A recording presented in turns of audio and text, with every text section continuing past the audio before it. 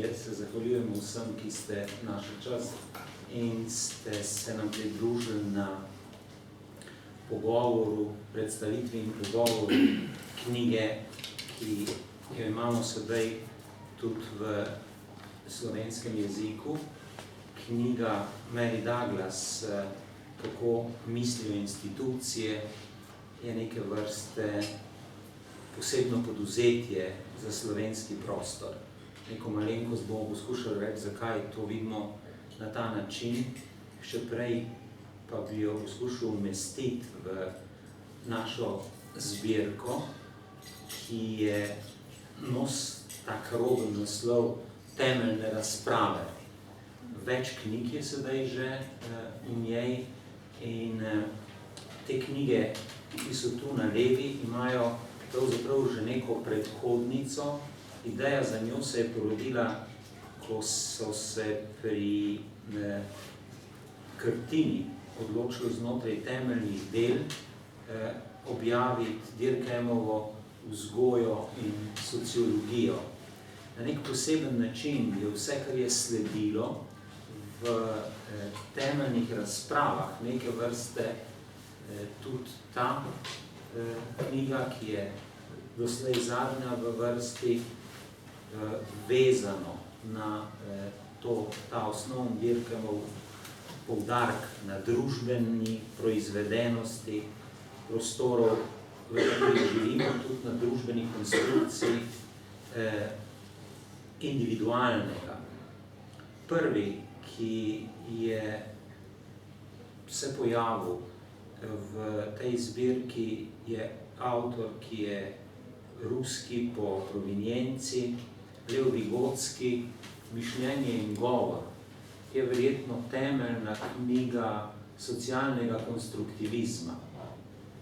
Oseba, ki se je ukvarjala z vprašanjem tega, kako idealne forme, kako prostor določa uspešnost, večjo, manjšo otrok v razvoju kognicije. Precej pomembno delo, na nek način smo to delo speljali psihologinjam in psihologom, potem, ko smo jih dolgo čakali, da bi ga vendarle se oni odločili prevesti. Ker do tega ni prišlo, je ta knjiga, mislim, da leta 2010 išla kot prva v naboru knjig. Sledili sta ji dve deli, in sicer avtor, ki ga na slovenskem radi omenjajo, pa manj radi berejo, je John Dewey. Za pedagoške kroge, ker mi pač prihajamo, tako kot ta zbirka, z pedagoške fakultete, vsi skupaj, je tisti, ki se ga, vsaj po našem mnenju, brez dvoma da vpisati v polje socialnega konstruktivizma. Na slovenskem ga ponavadi površno poznamo potem, da še to narobe rečemo, da je postavil otroka v središče in tu pride slavn child-centered education, pa se pa vstal premislek o tem, kaj je tip zares, o čem je tip zares govoril. Da bi to bilo smiselno sidrano, smo leta 2012, ko je izšel Dewey, njegova šola in družba, izdali še nekaj, za kar smo v prazno upali, da bi morda v našem akademskem svetu budili kaj razprave in razmisleka o tem, kako funkcioniramo mi v teh krogih. Homo academicus je knjiga, ki precej nepotrebno očitno v naših glavah resno, temeljito razpravlja o razmerjih moči znotraj akademskega sveta in o tem, kako ravnamo mi z vprašanji, ki jih radi prikazujemo kot čisto znanstvena in kar je temu pač še podobnega. Basil Bernstein je avtor, ki tisti, ki se rahlo ukvarjate s tem področjem, veste, da gre zelo lepo v ta nabor. Razred, kode in nadzor je tisto, kar ga je zanimalo praktično v celem njegovem opusu. Verjetno je težko misliti sodobna dogajanja tudi v polju edukacije, če ne vzamemo zares njegovih pogledov na zamikanje teh prostorov. Že tam v 70-ih je njemu bilo marsikaj od tega, kar je sledilo, šele po navalu neoliberalne paradigme, precej jasno. Družbena delitev dela kot tipično Dirkemovska linija v tem polju, vezava edukacije na to področje so samo robno nakazane teme, ki so tu noter seveda vzete precej zares. Izdali smo tudi Michaela Appla v tej isti ediciji. Za njega verjetno ni treba tu prisotnim posebej govoriti, da je to pač eden relativno zgodnih poskusov kritike prej omenjenega pristopa k edukaciji in ne sprašuje se slučajno, ali edukacija lahko spremeni družbo. V predavanjih, ki jih je imel tudi pri nas v Sloveniji, tudi pri nas na fakulteti, je o tem bilo mogoče z njim več razpravljati. On nadaljuje tovrstne razprave tudi danes. Tako smo prišli nazaj do Mary Douglas, ki je v tej zbirki prva ženska. Kolegici boste rekli, da seveda ne slučajno. In verjetno bi z neke imaginacije lahko rekli, da bi bilo povsem na mestu, če bi bila prva knjiga v tem našem delu, verjetno takoj za Dirkemov. Do te mere Dirkemovska je knjiga. Nekaj o tem bomo poskušali zdaj vsi trije še zvrteti. Jaz pa bom rekel samo še 2 stavka o naslovu. Ko se ta naslov pojavi v Sloveniji, je to 2-krat spotakljivo. Prvič, institucije, pa Slovenija, to je tako, kot da mešate vodo in ogenj. Nič dobrega ni, to ne gre. Trditi pa, oziroma se tudi preizpraševati, kako mislijo institucije, je pa še huje. Tako da ta knjiga, če ničesar drugega ni vredna, je vredna vsekakor spotike. Mi ne bi bili tukaj, če ne bi mislili, da je vredna branja in pa seveda tudi premisleka. Le je bila tako prijazna, da je par izvodov prinesla in se da kakšnega tudi kupiti na Daleja, če sem prav razumel. Par jih je še tukaj, to je zdaj bil ta bolj dolgočasen uvod. Ja, seveda, mi z pedagoške fakultete pa vedno tudi prodajamo. Kot milica dobro ve. Ja, potem smo znani. Tako da, Veronika, če zdaj ti greš stran od EPP-ja in gremo mi k Mary Douglas, bodo prav zadovoljni, predpostavljam. Mi smo se odločili, da to predstavitev naredimo tako, da si jo malo razdelimo, pa da nimamo moderatorja oziroma moderatorke in da ne bomo igrali tega, ne. Kolega Gaber, prosim, ne, razložiš, kako je prišlo do knjige. In vendarle ste bile uvedene v to, kako je prišlo do tega. Zdaj, čeprav, ne, zmanjšuje svoj vpliv, je treba vendarle priznati in danes imamo zgodovinski dokaz, da je to knjigo med nas prinesel prav Slavko Gaber in piše od zadaj za indeksom ID, to je njegova oznaka za idejo, kaj če bi to knjigo prevedli. Zagotovo je prišla ideja v času, ko smo imeli vsi polno dela in smo bili navdušeni nad tem. Predvsem medve so bili navdušeni. In to vedno povem, zato ker se je zgodba ponovila tudi, ko smo delali Gautierja, pa Bernsteina. Vedno imamo to, a je zdaj pravi čas za to, da se s tem ukvarjamo. In potem, ko knjiga pride, to dete je tukaj, potem smo zadovoljni in se nam zdi, ja, prav je in dobro, da imamo Slavka Gabra, ki nas malo spodbuja pri tem, da počnemo neke stvari, ki mogoče, tako kot zdaj zadnje čase rada ponavljam, ne prinašajo tistih najvrednejših črtic in največjih točk, nabiralci in nabiralke, katerih smo postali, pa vendar. Te stvari niso nepomembne in ostajajo in so tukaj tudi zato, da prav zares lahko mi maltretiramo študentarijo, da berejo torej izbirnike v svojem jeziku in so jim tudi bolj dostopni. In seveda ne bomo se ustavili pri Mary Douglas, imamo že nov plan.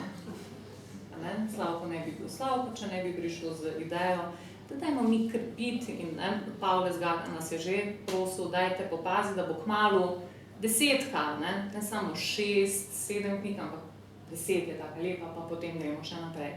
In res, zdaj smo v fazi, Nika je pregledala prijavo, pravi, da lahko gre, čez zdaj mora dekan podpisati. Spustili se bomo v novo pustolovščino in prevedli Bourdieuovo in pa Seronovo reprodukcijo. Nekaj, kar nam je Milica Antič Gaber velikokrat poučita, da bi že moralo biti, pa še ni, evo z veliko zamudo, Milica draga, gremo zdaj v nov projekt in torej novo knjigo. Obljubljam pa ti, s Pavletom sva že dogovorjena, da naslednja, torej po Bourdieuovu, bo pa spet ženska. Tako, zdaj, ko smo si delili nekako te točke, kaj naj povemo, je mene doletela ta čas, da lahko nekaj povem o Mary Douglas. Jaz moram priznati, da čeprav sem študirala sociologijo kulture na Filofaksu, prav zares o Mary Douglas nisem prav dosti slišala. In ko smo tako skupaj spoznavali in raziskovali, se je izkazalo, da je res izjemna ženska, zelo zanimiva avtorica, velikokrat označena kot iskriva esejistka. In kdorkoli, katerakoli je kaj brala od nje, lahko reče, da je res izjemna pri tem, kako se loteva teh velikih tem, kot bom povedala, Živa, malo več o tem kasneje. Zdaj, ko smo si pogledali, ker verjamemo, da ni nepomembno, kako smo formirani, skozi kaj gremo v življenju, tega nas je naučil Bourdieu, da je le dobro pogledati, kako so ti trajektoriji nastajali, oziroma kako smo se formirali, kaže, da, kar se je nama na Živo posebej zdelo zanimivo, da so jo na tej poti zaznamovali ženske. Tako napiše tudi njen biograf, da so prav zares zelo pomembno vlogo odigrale torej ženske, začenši z mamo in seveda potem v nadaljevanju tudi njena babica, mamina mama in sorodnice po mamini liniji. Torej, če preberem citat, močne, sposobne ženske tistega časa, ženske, ki so pripadale svetu, ki je izginjal. Zanimivo je, da se rodi v San Remu. Ko smo malo gledali te njene intervjuje, nam pove, da je mislim, da do tega prišlo zaradi tega, ker sta si starša želela nek lep kraj, kjer bi se to dete rodilo. In sta se odpravila pač na lep kraj in tako je ona torej rojena v San Remu. Rojena je očetu Gilbertu Charlesu Thuiju, kolonialnemu uslužbencu, in materi Phyllis Margaret, ki je bila prav zares predvsem predana rimokatoličanka. To se mi zdi, da je treba izpostaviti, ker to mlado Mary tudi zaznamuje. Veliko so se selili in ko je bil čas za šolo, je tako kot mnogi otroci teh kolonialnih uslužbencev morala domovino k starim staršem in se prav zares podati v šolo. Kmalu zatem umre mati in zanjo prav zares skrbi takrat že rahlo bolezen oče in pa seveda stara starša po materini strani, ki sta spoštovala željo Maryine matere, da je torej vzgojena v katoliškem duhu. Zdaj, če ne grem prevelike detajle, zanimivo je, da seveda sestro pristanete v prestižni samostanski šoli Svetega srca, Sacred Heart Convent. To šolo je obiskovala tudi njena mama in prav zares jo ta šola, oziroma to, da je obdana z nunami in da je torej toliko let preživela v samostanski šoli, precej pomembno zaznamuje. Na eni strani jo spet fascinirajo te skrivnostne ženske z zanimivimi opravami, zelo dobro izobražene, učene ženske so to. In prav zares ona sama večkrat prizna, da jo to nekako postavi na pot proučevanja in fascinacije nad redom. Red je tisto, kar ji ostane, in pa seveda hierarhija. Zdaj pravi, bile so 3 možnosti. Ali si postala neka odpadnica, se uprla temu, ali si preprosto sprejela ta pravila, pa se ne preizpraševala.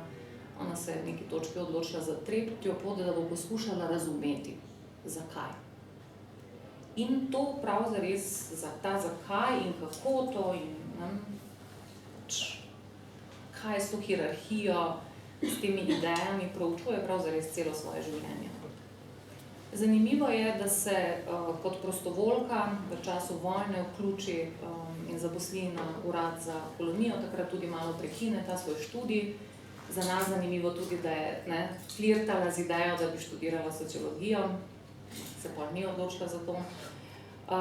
No in prav na tem uradu, kjer kot prostovoljka torej sodeluje, hoče prispevati v tej drugi svetovni vojni, zanimivo njen kolega Bezi Bernstein, vemo, da takisto, kljub temu, da je premlada, bi ga rekrutirali, se zlaže, zato ker želi pač vendarle opraviti svojo dolžnost.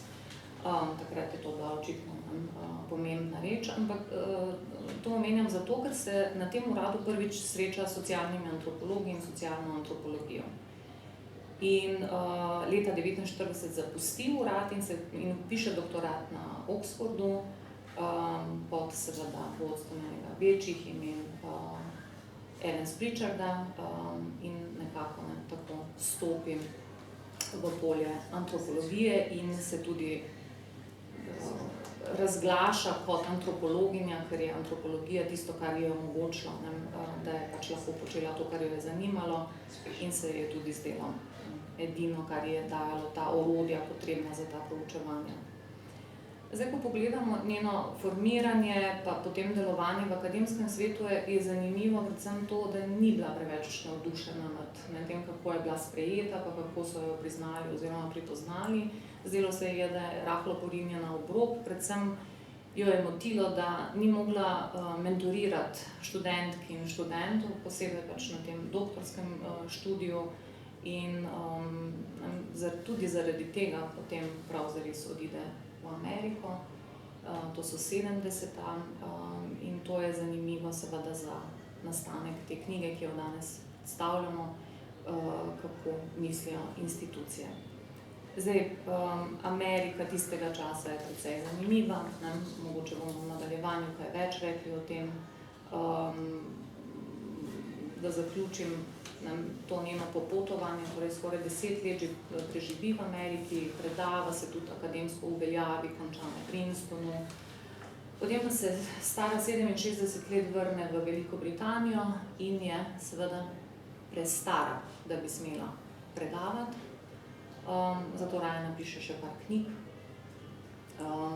Zdaj, prevedene ob kako mislijo institucije v slovenščini so še Miselni slogi in pa Čisto in nevarno tako.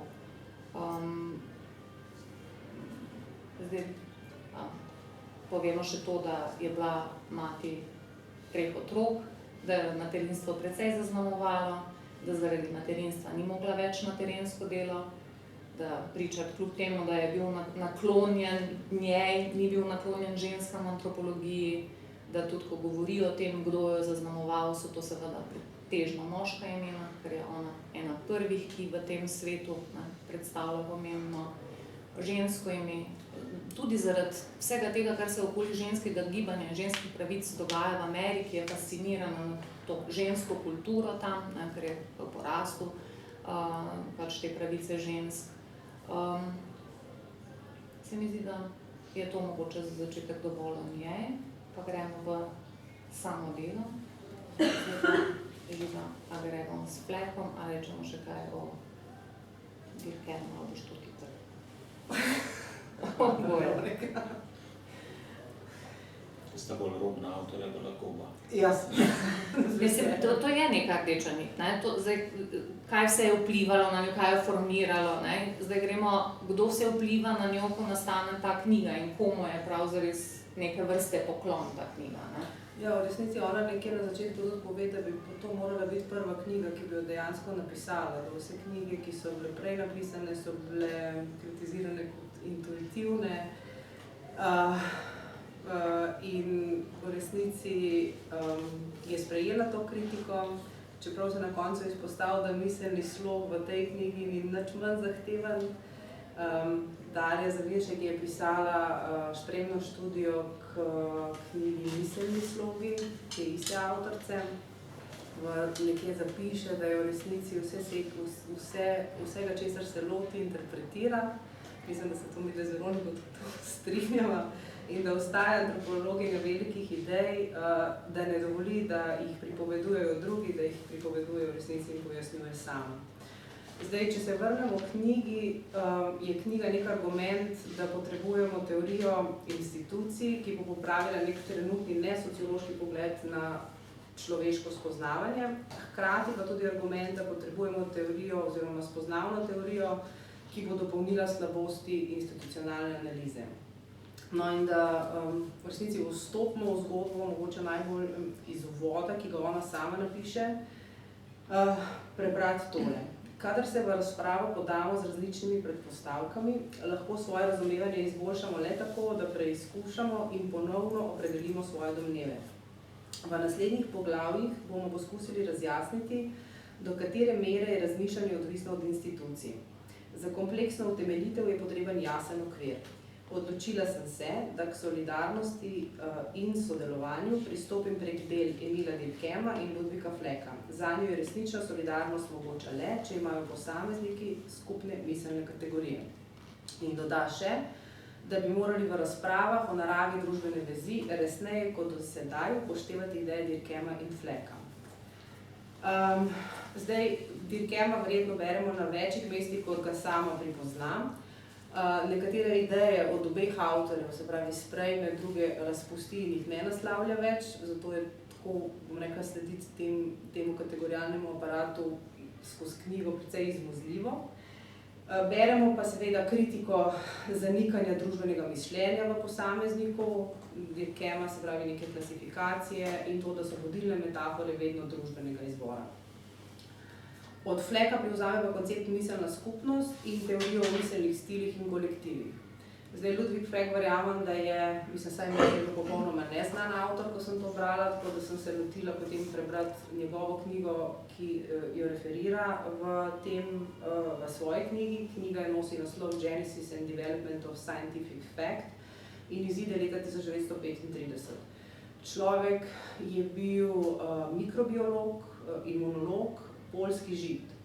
Se pravi, knjiga tematizira še to mogoče prej, kako nastajajo koncepti in trdi, da ne nastajajo spontano.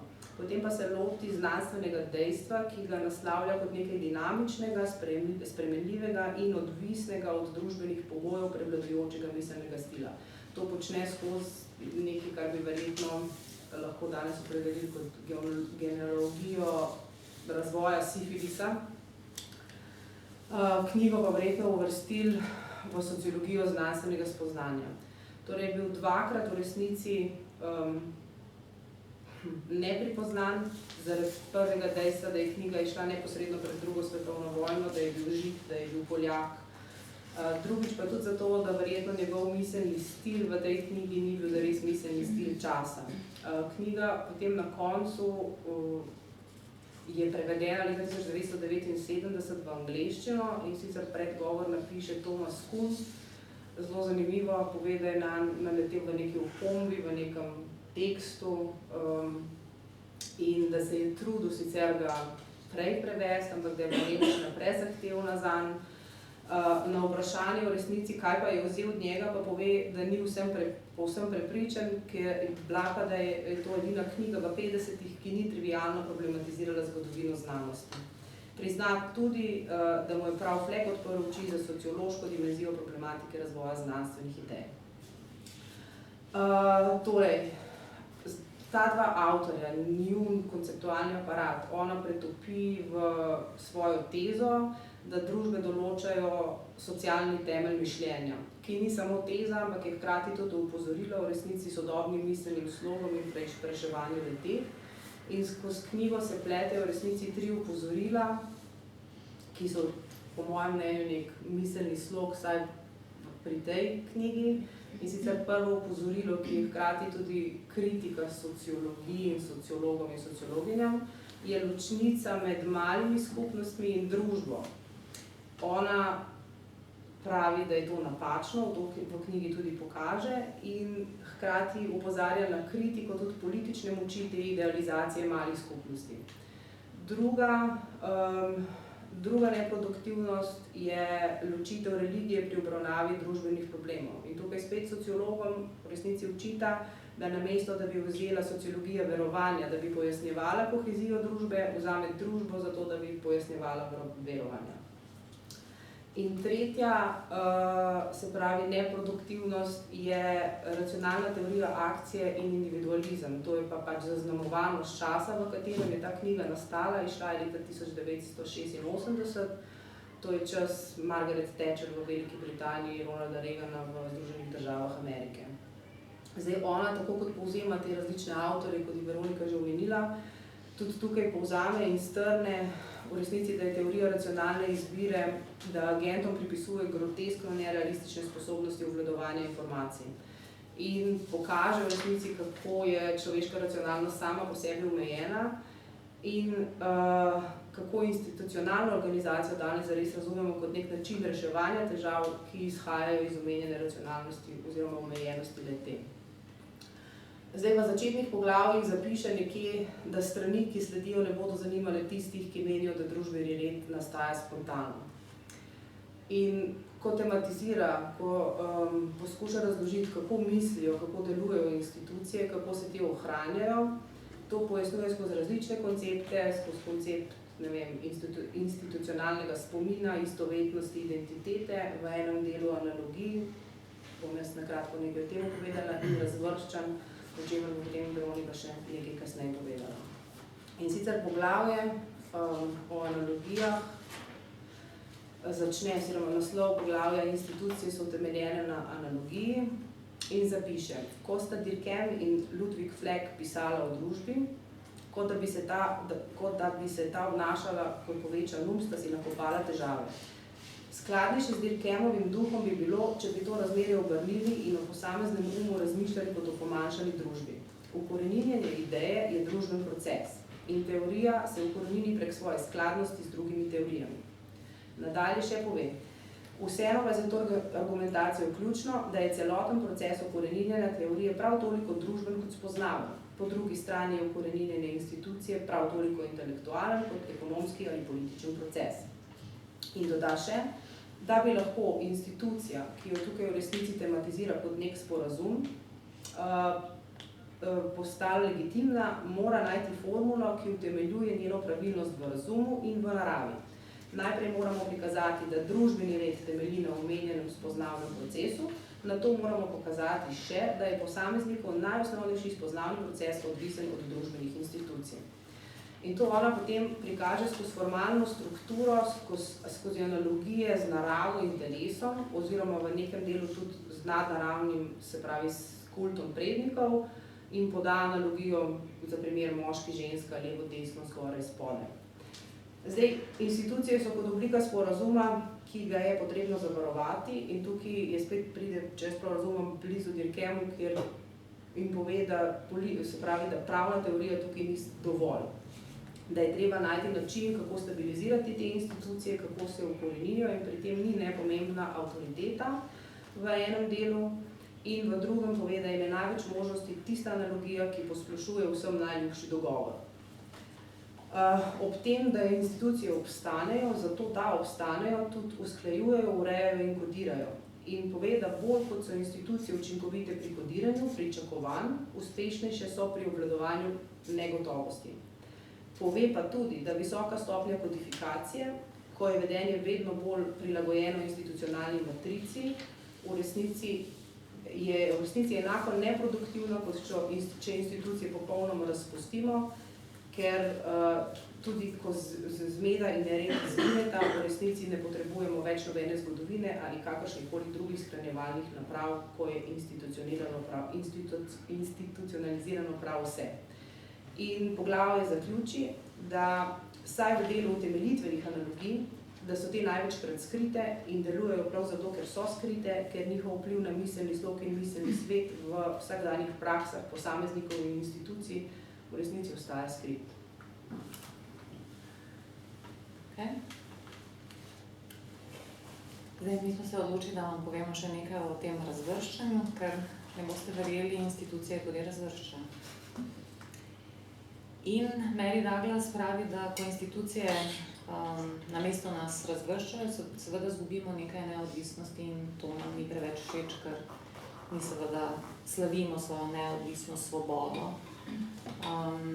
In prav zares ne samo, da zgubimo nekaj neodvisnosti, mi trije verjamemo, da jo prav zares skozi institucije lahko tudi nekaj pridelamo.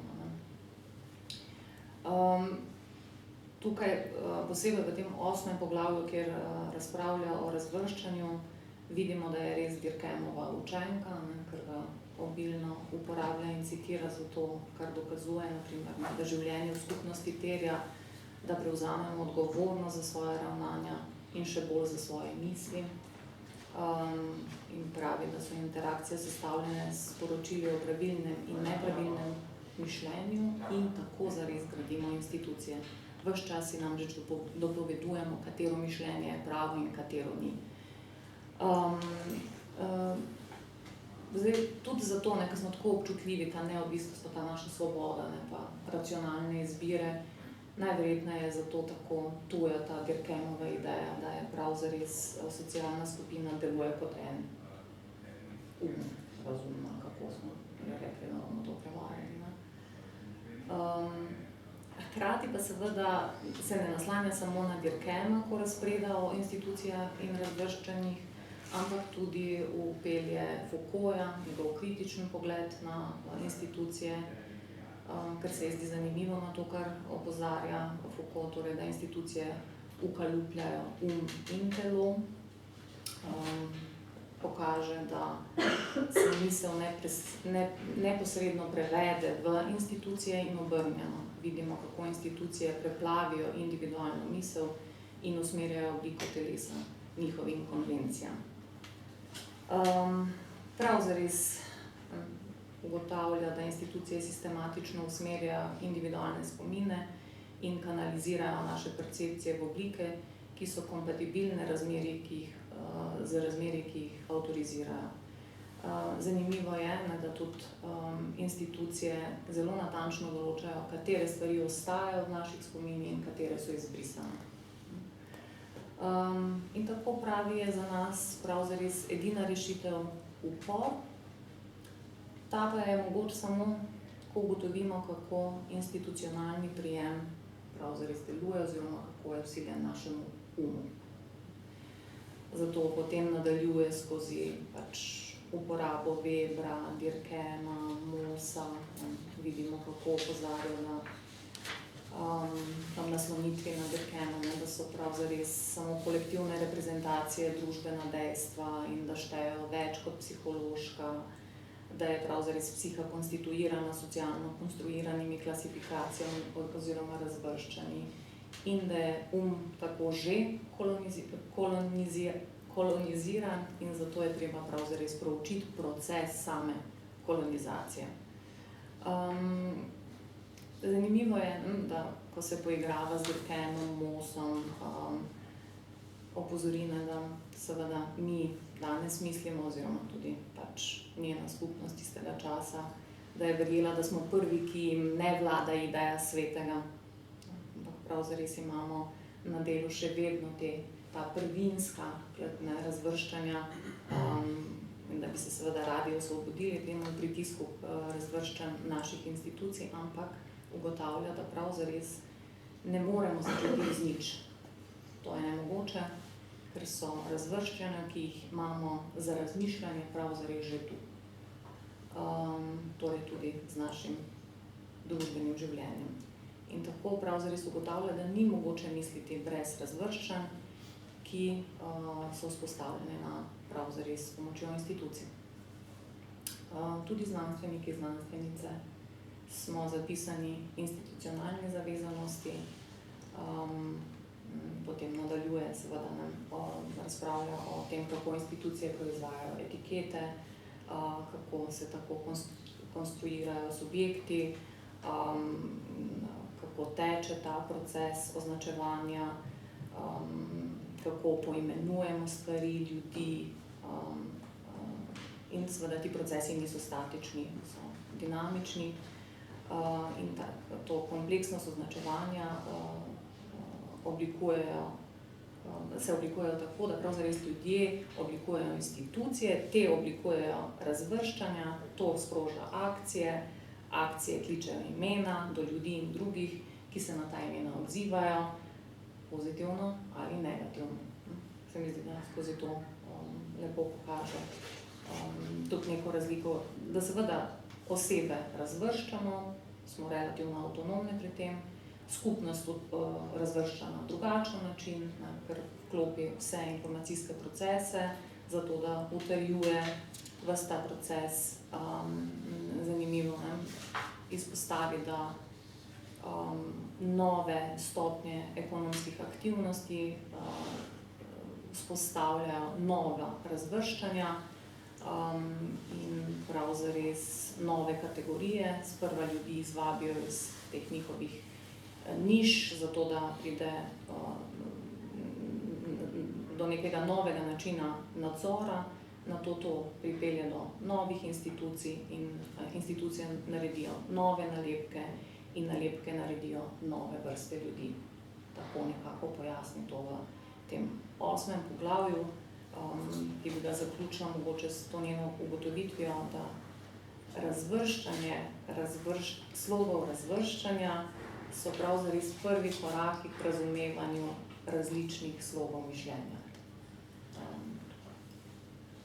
To smo mi pripravili zato, da zbudimo zanimanje za to, da mogoče posežete še sami po kakšnem poglavju, ali pa pač seveda po celotni knjigi.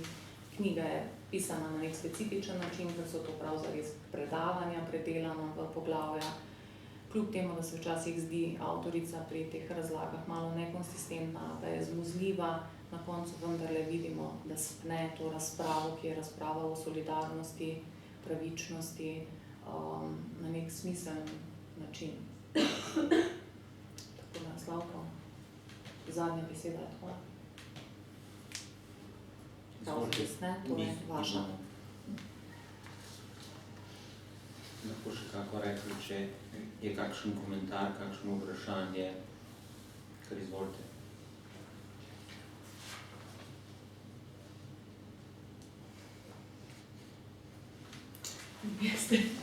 Nisem poznavalka, ampak poznala preko The World of Woods, risovnokarja, ki je prav s tako imenovanim veterinarskim predsodkom, se pravi s tem ekonomsko predpostavko racionalnega človeka in za hegemonijo ekonomije pri vprašanju razmerja do potrošnje, glavno pa do materialnega sveta.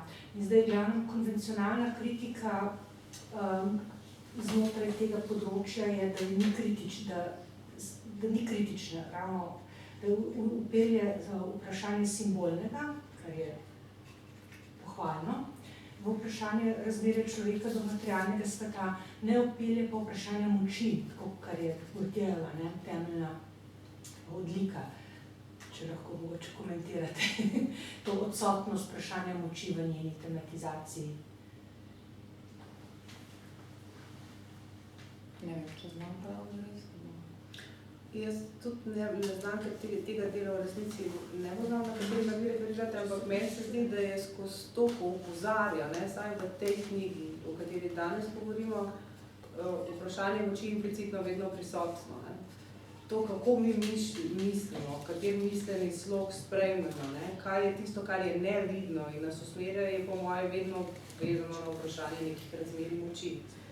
Da pa jih eksplicitno naslovi, to pa v resnici mislim, da res na ta način. Ne, ima še nek drug twist, ki je v mojih očeh seveda zgodnje Foucaultovski,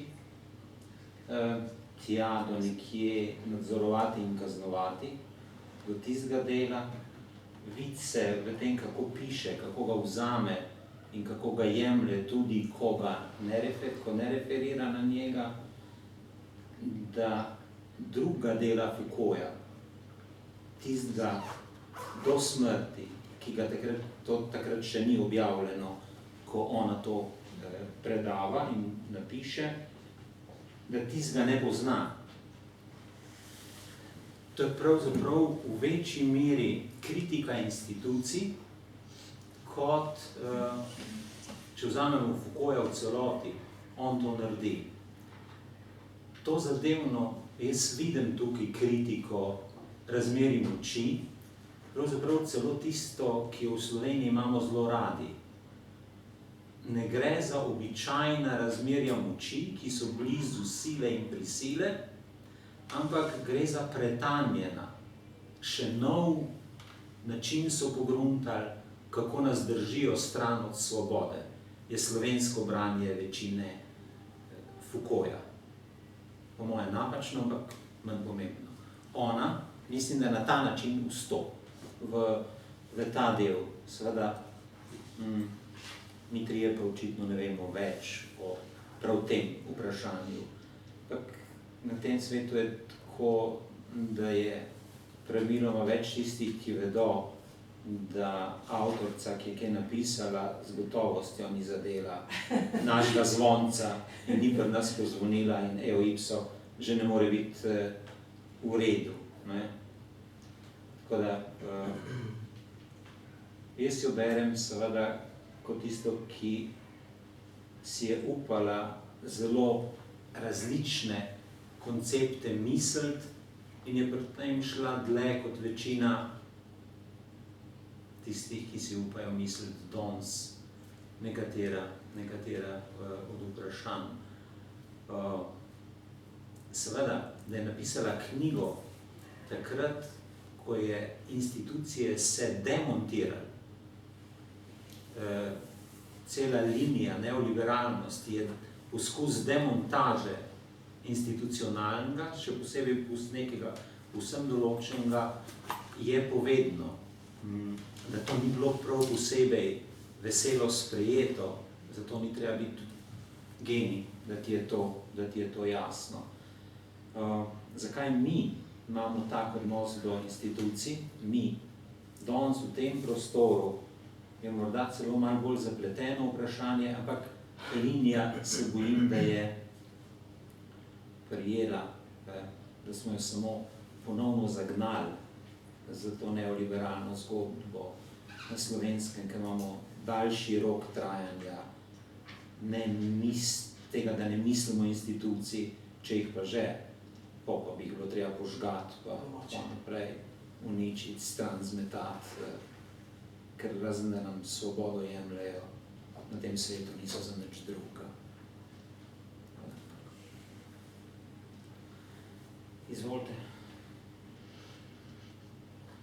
Mogoče nekaj malega omenja o teh razmerjih moči v zadnjem poglavju, ko pravi, da se institucije da odločajo o pomembnih vprašanjih, čeprav se nam zdi, da mi sami odločamo o tem. In pravi, da prav zares institucije odločajo o vprašanju smrti in življenja. In ko skozi neke primere pojasnjuje, ko nastopijo krize, lakote, naprimer, kdo so tisti, ki jih družba, neka skupnost določi kot tiste, ki bodo prejeli neko hrano, koga. In to so ponavadi šibki, šibkejši, tisti, ki imajo manj moči, tudi ko tematizira, presajanje, česa že, ledvic, pravi, da se najverjetneje nihče ne bi spotaknil, če bi predsednik Združenih držav bil prvi na listi, ko bi se odločali. Ampak prav zares, verjetno tako, kot vi mislite, pa ne, jaz se ne spomnim. To tematizira. Glede na to, da izhajate iz pedagoške fakultete, kar sem vam že večkrat poudarila,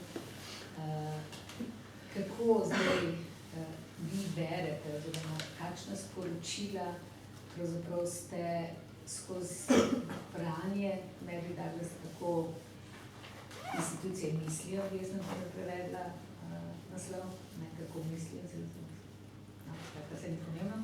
Kako zdaj skozi to branje misliti institucijo, ki jo vi na tej fakulteti mislite, torej šola? Kaj so tiste osnovni koncepti, razen teh mogoče dveh, ki ste jih omenili, ki jih ta knjiga prinaša, da zdaj znamo misliti šolo kot institucijo drugače? Jaz ne vem, če ob vsem tem, kar že vemo v povezavi šola, prinaša Mary Douglas za razumevanje šole kot pomembne institucije, res nekaj tako blazno revolucionarnega. Razen tega, da opozarja, da mislim, da lahko skozi njeno branje seveda izpeljamo to, kar mislim, da ima Slavko tudi v nadaljevanju pripravljeno, da šola pač je institucija, ki torej kristalizira neko racionalnost, usmerja, omogoča, da nadaljujemo nek družben red, da prav zares omogočamo neka torej ponotranjanje pravil družbenega reda, ne nazadnje tudi spolnega. Ampak hkrati tudi podobno kot Bourdieu ne gleda na to deterministično. Torej institucije se vendarle spreminjajo in mi imamo nek vpliv na to, kako. Hkrati pa seveda se jim podrejamo, ampak ne samo v tem, to, kar je Slavko prej poskušal povedati, negativnem smislu. Prav zares nas ta neka prisila, neka struktura tudi ne nazadnje omogoča. Ja. Slavko, ti imaš nekaj več, kar se razpravlja, da to bi bilo smiselno spet za šolo. Seveda od nas ne pričakujete verjetno česa drugega, kot da mislimo tudi pozitivno stran te institucije, ki se reče šola. Mary to vsekakor vidi, razume, da je institucije treba znati brati tudi kot tiste, ki omogočajo in pravzaprav vse tja do Durkheimovske zastavitve individualnost, pravzaprav kot družbeno proizvedeno. Prvič omogočajo postaviti, drugič tudi braniti. Zato se z institucijami seveda ne kaže igrati ni tako preprosto, da če jih ni, pol je pa fajn. Zna biti, da je ravno obrnjeno. Seveda pa vab še k nečemu drugemu. Tega ni v tej knjigi. Meyer je na primer eden od avtorjev, ki piše o tem, kako misli šolska institucija. Mi bi hitro lahko bili nagnjeni k temu, da mislimo, da seveda nismo pa tako posvečeni, da to pa je sigurno zelo v redu, višji kot smo v tej šolski hierarhiji, evo Ibsen na univerzi sploh. To je pa treba požegnati, podpisati in slaviti. Misliti, kako misli ta institucija, gledati, kdaj zavzema kakšne drže, kdaj stoji, za čem, kaj kdaj podpira, in to miriti, Foucaultjevsko rečeno, kdaj je to produktivno, kdaj prinaša ljudem dobro, kdaj je pa represivno, to je nekaj, kar sporoča, da bi si morali upati in bi morali znati misliti. A smo mi ravno nagnjeni k temu, da to počnemo? Sem posredno poskušal nakazati na začetku, ko sem omenil, da ko bi bilo treba zares vzeti Homo academicus, ki je knjiga te vrste, to pri nas se odbije bolj kot od teflona. Univerza bo pa zadnja, ki bo mislila Homo academicus. Ne? Tako da nimamo tega premisleka. Tu noter ni to opravljeno, to je zgodba o institucijah, ne samo, ne posebej o šolski instituciji. Nam približno sporoča, saj meni to, kar sem poskušal reči. To je treba opraviti. Gre tja, dokot, naprimer, Mejer reče zelo preprost, pa ne se delati, da mi nimamo svojih interesov. Ne se delati, da so vsi, predvsem v obče dobro. Vsak, ki si privošči 15 minut misli, svoj oddelek na univerzi, svojo šolo, svoj inštitut, mu bo jasno, kako ta igra tam teče in kako je seveda, kar kdaj mogoče reči, seveda ta spopad je v obče dobro, ki ga opravimo tudi zase. Ampak ako vsakem se upamo podpisati pod to tezo, da je to, kar počnemo, vedno samo tako, ne vem, La Reproduction, ki bo prevedena o 50-letnici izida te knjige, objavljena v slovenščini, vsaj upamo, da to do takrat res naredimo, pove pred 50 leti, da ne se hecati. Ne? Tako preprosto in tako posladkano to vendarle ni. Jedno vprašanje, jaz prej medij Garlah nisem dal, tako da je bilo vprašanje glede te analogije kot temelj inštitucije. Če ima take podobnosti za ta analogija, je podobna kot mimetizem pri Renéju Girardu, znate avtorja. Zelo podobno, mislim, se mi zdi tako zanimivo, je zelo podobno, v bistvu temelj začetek začetek družbe je v bistvu oponašanje drugega, ne. Čeprav se ne ve, kaj to sploh je, ampak se ne samo ponašati. To je začetek subtilitete in družbe pri Girardu. Tudi piše v tem nasilju svetla, ki še danes ni rešeno, v bistvu, ne, v vsaki krizi izbuhne na novo. To se mi zdi, to mi je nekaj se mi zdi podobno ta analogija kot temelj inštitucij, se mi zdi podobno kot mimetizem pri Renéju Girardu. To je zelo pomembno. Jaz mislim, da ona avtorja ne referira, da bi ga pripoznala, vsaj ne, da se jaz spomnim, lahko pa da, ne? Se sam je to v bistvu tega sporedno, ne, se to ni, ki so poznali samo avtorji, to je dejansko v misli se družba, in se to mislijo sporedno, ti z drugačnimi besedami, z drugačnimi termini, ampak se stvari to podobne. Verjetno. Sej mislim, da določene stvari, ki jih je ona v tej knjigi v resnici postavljala, so si podobne še z marsikom drugim, ne? Tako da Renéju tudi stvari priporočam tudi glede tega izbruha mobinga v šolah pa šikaniranja, ker zdaj izbruh ne v ravno tega, se mi zdi, včasih so bili neki grešni kozli že fiksirani, recimo, ne? V preteklosti se je videlo pa če kaj, recimo, otroci brez staršev, recimo, ko se mu reče, nezakonski otroci, recimo, ne, je bil živosan, se je vedel dolgočena ovca, ne, ali pa kaj ljudza, recimo, ne, doma pa recimo žit, recimo, v 40 letih, recimo, ne, se je vedel dolgočena ovca, danes pa tega nekako ni več, se mi zdi, in zato ta energija mobinga je spodbujena in za vsak potencialna žrtev, ne, in zdi se mi to še dodatno spodbuja mobbing med v šoli, ja. To bi Girard v bistvu razjasnil, stransko umečno teorijo. To res poročam, tako če ga najdete na internetu, pa primerjate, ko ste videli, da se mi zdi, ne stvari zazvenijo res, sporedno čist. Hvala, to bomo, vi boste pogledali to, mi pa tisto, To. mogoče se kdaj slišimo, pa vidimo, kako zvenijo.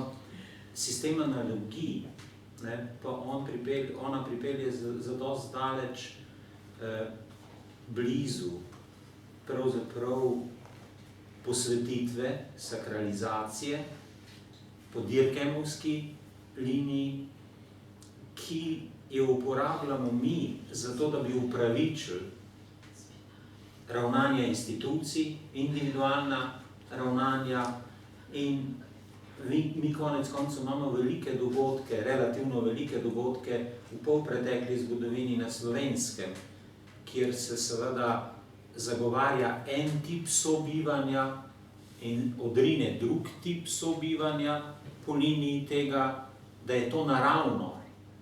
En tip družine je naravn, drug tip je nenaraven. Kdo ima prav, komu se sledi. 80% ljudi v tej državi je sposobnih slediti tistmu, kar je domnevno naravno. Ja? Rabimo kamen, na katerega privežemo opravičilo. In ta naturalizacija je eden od teh, če jaz prav razumem, ampak... Ne, nisem samo hotel reči, da jaz prav res Mary Douglas nisem mogla brati, ne da se mi v interpretacijo tihotapu Bourdieu. Meni se je zdelo, da ko ona govori o razvrščenih delovanju institucij, da prav zares berem nekaj o strukturah, praksah. In tudi, ko smo si jo pač razlagali na nekih bralnih srečanjih, se mi je skozi tihotapu prav zares na nek bourdieuovski diskurs v interpretacije tega, kar je pisala Mary. Nazadnje tudi, ko smo se pogovarjali o definiciji same institucije.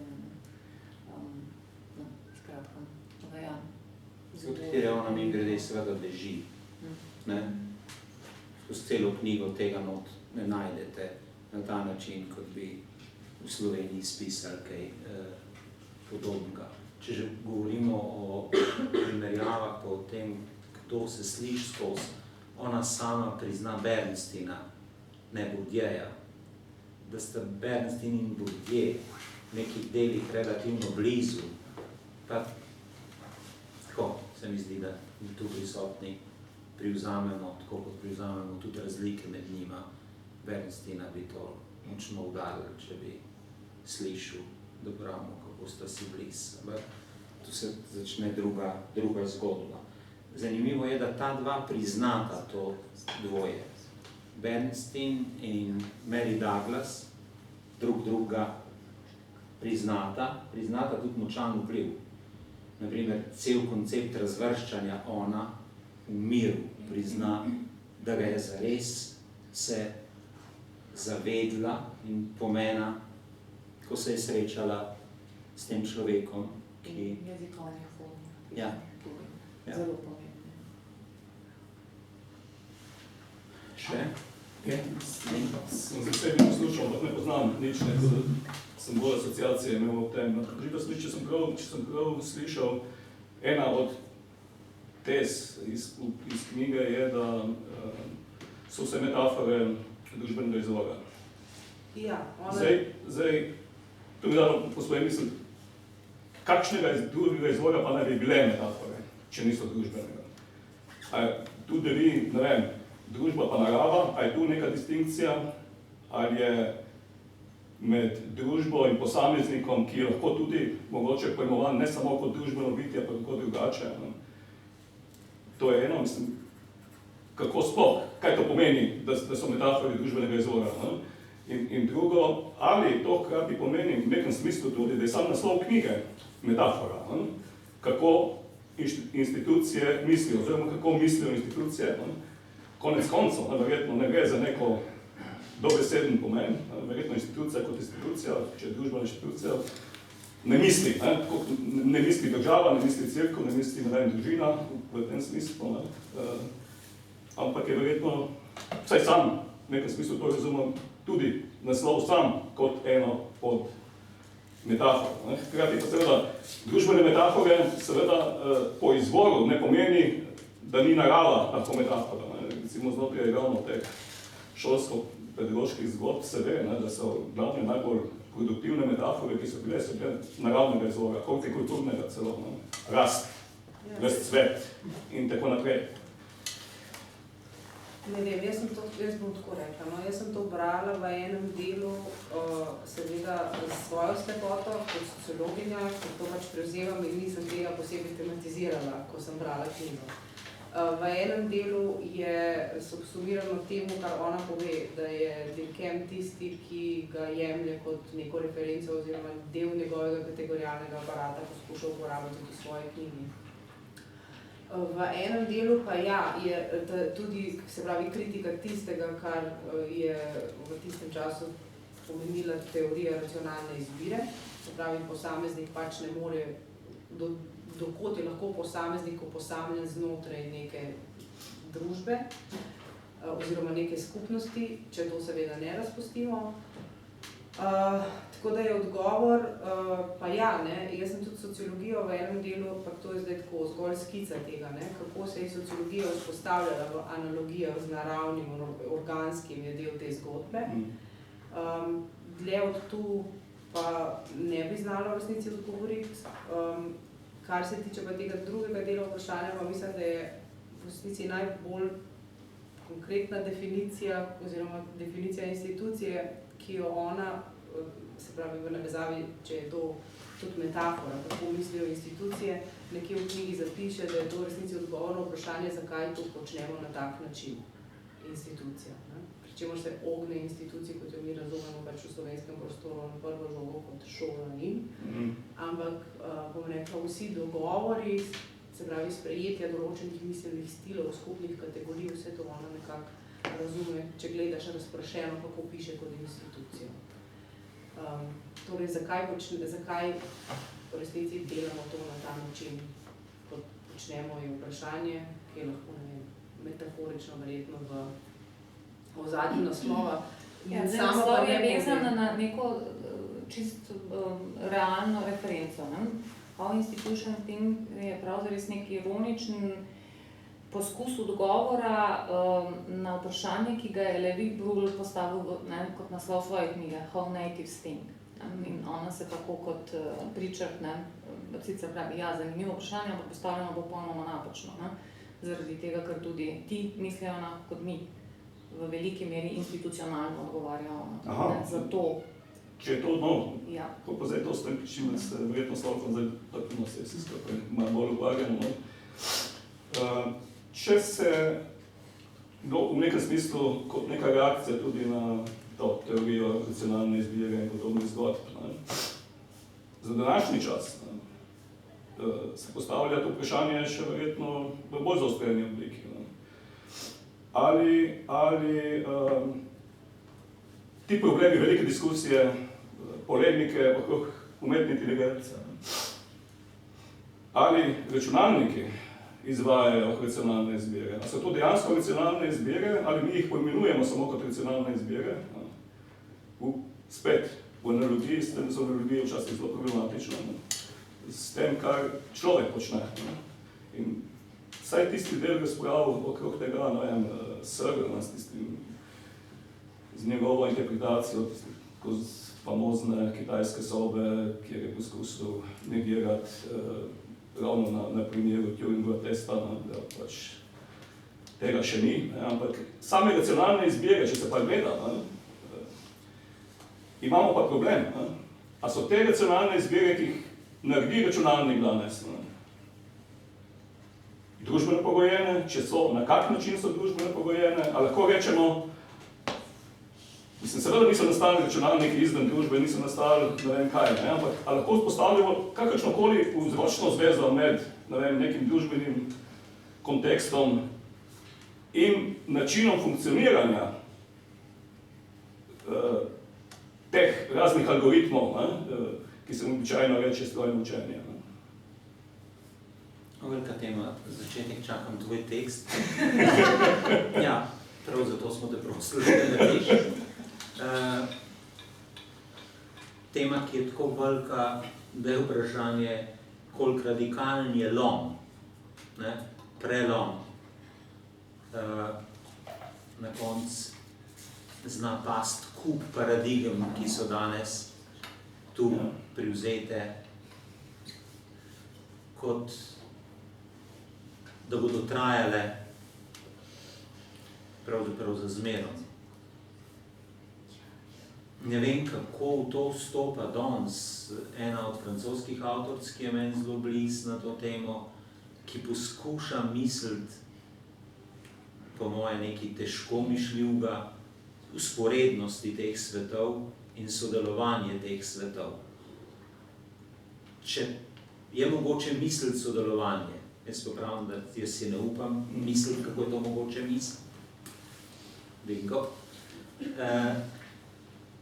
Potem dobiš ti en odgovor ven, ne? Če ne, dobimo vsi drugi, vsi skupaj, nek bistveno drug odgovor, ki pa hodi po robovih mišljivga in na nov piše tudi to knjigo, pa ne samo to knjigo. Ne smo lepo razprli svet. Tako da, to je tudi priporočilo, da preberete številko Cepš Journala, ki bo izšel, upam, da Aneleja, na to temo. Midva z Veroniko, ki jo urejava, nisva tako zelo prepričana, ampak umetna inteligenca in edukacija je tisto, s čemer se poskušamo ukvarjati z različnih vidikov, ker se nam zdi, da še dlje mižati in se delati, da se nič ne dogaja na to temo, na tem svetu in se iti prastare prepire o tem, kakšna naj šola bo, ni najbolj nujno. Mogoče tudi najbolj pametno, ne, če zdaj ostajam znotraj starega pojma tega. Se strinjam. Ja, ok. Še kako vprašanje, na katerega ne znamo odgovoriti? Eno zelo ničkano drobno vprašanje, namreč zdaj, ko listam, bolj za prevajalca verjetno, ne? Ampak ponekod sta namenoma očitno pustila pojme v originalu, se pravi v angleščini, v italics. Pa bi me samo zanimalo, kakšen razum je za tem, ali v smislu, da si bralci sami, ali bi med njima nesporazumeli skoro, oziroma na kakšen način se, ker prevajanje sploh dvoje, si težko predstavljam, pa v vsakem primeru je zahteven posel, ne. Ampak za bralce, recimo, zakaj ponekod vendarle original ostane, zakaj ne? Zato, da se lažje potem referiramo na pojmovno sosledje in sorodne definicije ali pač kakšen drug model. Zdaj tako, tisti del, ki ga jaz razumem pri tem, ne, je že, je neka praksa, ki izhaja pravzaprav iz neke šole, ki se je pred to zbirko uveljavila pri takratnem Krtu. To je tako v mojih besedah stoletje nazaj, ko smo tam poskušali nekatere stvari prevesti. Jaz se živo spomnim, da nismo znali prevesti, na primer, deliberativne demokracije. In še danes nisem srečal nobenega smiselnega prevoda, ki bi se meni zdel, končno smo našli. Kaj smo takrat začeli delati? Puščali smo v oklepajih zapis, zato da je dražil in pomagal. Pa mislim dobesedno zares oboje. Pravzaprav klicu, da se kdo še s tem ukvarja, da pa hkrati, ko je nek slovenski poskus tam bil, da se je videl, kakšen je ta poskus. Nam se doskrat, tudi v drugih knjigah, če jih te vzameš v roke, ugotoviš, zdi fair, pravzaprav profesionalno fair, da se takrat, kadar ni čistega, enoznačnega prevoda, ni uveljavljen v tem prostoru, tudi mi, ko urejamo te stvari, ne vem, mi da sva kar katero morala pregledati od teh, ki so tukaj, da to pustiš. Ne vem, kako je mnenje drugih, ampak meni je to zlezlo pod kožo kot standard tega, kako... Ne, sem absolutno naklonjena tega. Ja, sej nič ne pravim. Zdaj seveda, ko imaš dva, ki prevajata, je še huj, ko imaš nekoga, ki pregleduje. Jaz sem pri prevodu, ki se začenja delati reprodukcije, zadnjič 2 uri in pol sedel in se pogovarjal z osebo, ki to dela, o tem, o nekih 10 terminoloških prijemih, ki tam so. Do tja so prišla in si obljubila, da ko bo prevedeno še naslednje poglavje, bomo to ponovili. Zdaj, če pa še 2 prevajata, pa imaš še 3., ki to komentira, dobiš zanimivo dinamiko, se česa človek nauči, med drugim tudi tega, da to kar jemlje kaj moči in čas. Ampak, ja, tako da jaz na vse tega ne znam odgovoriti, kakšen je bil, ne vem, še več stvari je. Zato, ker včasih najdeš ustrezen slovenski izraz, ki je zares slovenski izraz, drugič se ujamemo v to, da kar nekaj poslovenimo tako, pa se zatekamo k nekim tujkam. Ene so kdaj upravičene in na mestu, zanimivo, meni se še zmeraj dogaja. Jaz sem pač iz šole, ko smo govorili še klasificiranja, klasifikacije. Zdaj prinašamo v prostor izraz razvrščanje, lep izraz. Pa se mi sami motimo, pa mi smo ga spravili not. Mi smo tu noter spravili v obtok nekaj, o čemer glava verjetno boli. Imamo restricted code, pa refined code. Smo šli v to, vsakdo, ki pozna Bernsteina, ve, da brez tega se pravzaprav z njim ne da pogovarjati. Mi smo šli v pretanjen in omejen kod. Omejen, to so nekako kupili. Pa pretanjen, pa kako? Jaz ne vem, če so kjer kako pa tega. Ampak, no, prav, se zahvaljujem. To pomeni, da pri nas doma niso kupili noben. Oprosti, Milica, mi na pedagoški to. Ja, vi na pedagoški. To je pa vpliv institucije. To pomeni, da institucija misli, ne? Mislim, glede teh prevodov smo zdaj sploh problem. Zdaj imam sveže izkušnje pri prijavi tega programa, ki je bil. Ne gre samo za prevajanje v slovenščino, kjer so težave. Jaz se strinjam s tem, da verjetno nekatere temeljne pojme je dobro pustiti v originalu, ali v prepaju, ali v opombi, kjerkoli že, ker tisti najbolj znan rek že, tradutore, tudi poveže svoje. Skratka, itak, prevod je ponovati tudi interpretacija, včasih tudi lažna, v nekem smislu napačna, pač odvisno, kako razume prevajalec sam. In ko daš recimo nek tekst, ko se ti mudi, recimo kot nam zdaj, profesionalnim prevajalcem, prevajalkam, kakokoli že, vidiš, da nastopijo težave predvsem pri neki ključni terminologiji. In recimo ena takih je zelo značilna za ta centralni evropski prostor, na teh naših področjih, da se pedagogika ali pa pedagoška prevaja, pedagogija pa pedagogika in tako naprej, non-stop. To je popolnoma lapsus. Pedagogika v angleškem jeziku ne pomeni to, kar pri nas. Oni nimajo pedagogike kot vede. Education. Ja, v bistvu, kaj pa pod kontekstom, ampak recimo tole v angleščini pomeni po naše metodika ali pa, ne vem, teorija pouka. In striktno vam bojo vsi prevajali to. In tudi tisti, ki so, recimo, znotraj stroke, prevajajo mirno. Recimo, pogledajte, na Filozofski fakulteti oddelek za pedagogiko imate zdaj spremenjeno, sicer rešujejo z naslovom samo Department of Educational Studies, ampak Educational Studies so nekaj drugega od pedagogike. To se je ravno v posameznih državah razvilo kot, recimo temu, edukacijske vede. In to ni isto. Edukacija sploh ne obstaja na pedagogiki. Edukacija sem slišal. Zdaj, pustimo ta problem prevajanja, ali pa, ne vem, izogibanja težava z vzgojnim izobraževanjem, ampak na nek način edukacija deloma rešuje, deloma pa ne, ampak po mojem mnenju. Tule pa gre enostavno za neke stvari, ki jih je praktično nemogoče prevesti, ker recimo, ne vem, ta anglosaška kultura nima istih inštitucij, kot jih je imela ta centralna Evropa. In podobno je z določenimi ključnimi pojmi na tem področju. In se je tam tudi uveljavilo, pa še ne pozneje, tudi v interakciji med ljudmi iz kontinenta in tam, da recimo neki ključni pojmi, kot so Bildung, Ja.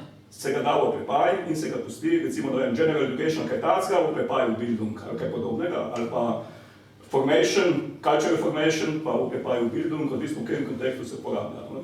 Ne moč prevesti dobesedno tega pojma, da bi zajel to celotno bogatstvo, ki ga pokriva. In tako naprej. Tako da se mi zdi, da pri vodih, ko gre za ključne stvari, da je dobro nekako imeti tudi originalne izraze. Ja, se bomo diskutirali pri tej knjigi, ki je resno podvzetje, ki jo napovedujemo, da bo išla to zadevno. Je kar nekaj tega, bomo malo skrožili, pa zna biti kdo tudi tu prisotnih zunaj tega, ker sedi tukaj deležen tega izziva, tako da se zahvaljujem že vnaprej. Ja, še kaj? Še kakšno vprašanje, ki bi ga odprl? Drugače bom jaz še enkrat se vrnil k tej lejni prijaznosti, da je prinesla par knjig s seboj, če bi jo kdo želel. Mi, ki smo neoliberali, seveda prodamo kako knjigo ali kaj že. Hvala vam, vsem skupaj.